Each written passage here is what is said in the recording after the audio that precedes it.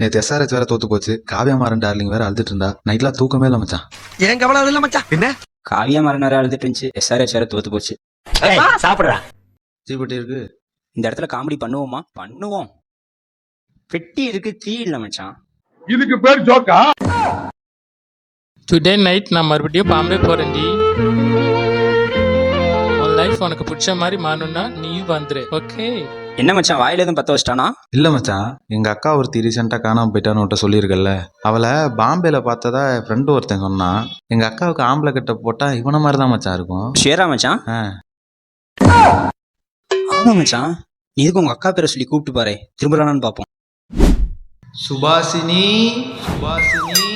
சொந்த கிளிதான் தேடும் இந்த பறவை, கண்டும் அதை சொல்லாது அந்த பறவை. நெஞ்சில் ஒரு போராட்டம், கண்ணில் ஒரு